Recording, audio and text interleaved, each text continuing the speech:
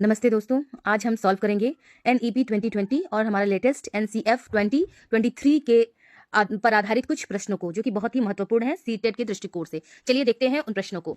NEP 2020 के अनुसार स्कूली शिक्षा का नया शैक्षणिक ढांचा क्या है? ये प्रश्न हम सबको रटा होना चाहिए। 5+3+3+4 और नॉर्मली हम लोग जानते भी हैं।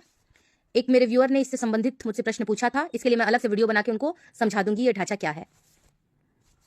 NCF 2023 के अनुसार शिक्षण अधिगम की प्रक्रिया का मुख्य केंद्र किसे होना चाहिए? बहुत ही आसान प्रश्न है ये। उसका केंद्र हमारा जो है वो शिक्षार्थी या बच्चा होगा। आगे बढ़ते हैं।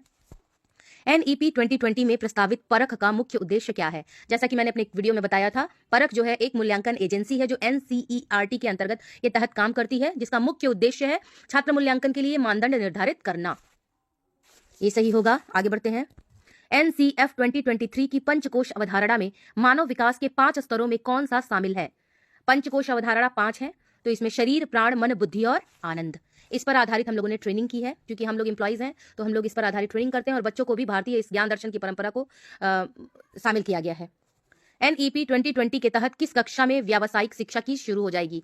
व्यावसायिक शिक्षा की शुरुआत कक्षा 6 से ही कर देने की बात की गई है, जिसमें वोकेशनल एजुकेशन, कोडिंग आदि को बढ़ावा दिया जाएगा। फाउंडेशन स्टेज के लिए NCF 2023 किस पद्धति पर सबसे अधिक जोर देता है? खेल आधारित शिक्षा, कठोर अनुशासन, केवल लिखित परीक्षा, व्याख्यान पद्धति। इसमें बेस्ट ऑप्शन हमें चुनना है तो होगा खेल आधारित शिक्षा।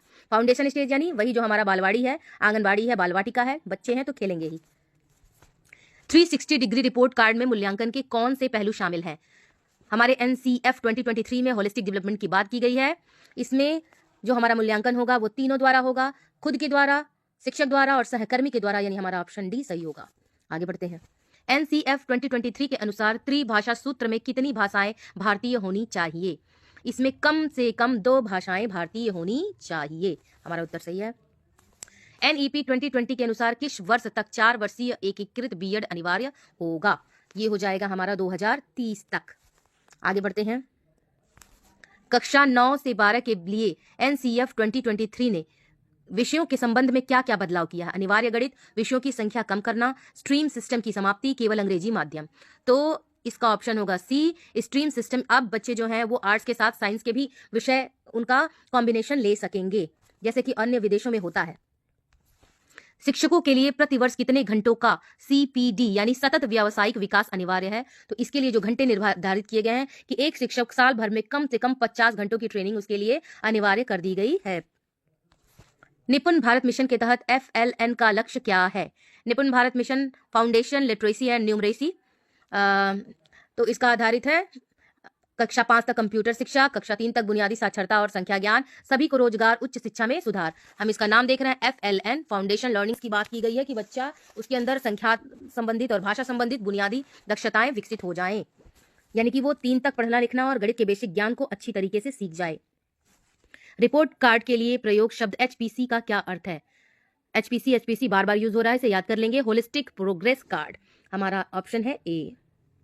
चलिए, NEP 2020 के अनुसार जेंडर इंक्लूजन फंड का निर्माण किसके लिए किया जाता है? जेंडर इंक्लूजन केवल शिक्षकों के लिए, केवल लड़कों के लिए, विदेशी छात्रों के लिए, लड़कियों और ट्रांसजेंडर छात्रों के लिए। जाहिर सी बात है, सबसे ज्यादा बढ़ावा हमें देना है लड़कियों और ट्रांसजेंडर की एजुकेशन को, तो ये इन्हीं के लिए स्थापित किया जाएगा।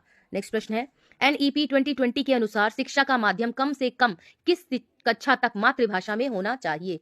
तो न्यूनतम जो सिफारिश की गई है कक्षा 5 तक शिक्षा का माध्यम बच्चे के लिए मातृभाषा में होनी चाहिए, और अगर हो सके तो कक्षा 8 तक।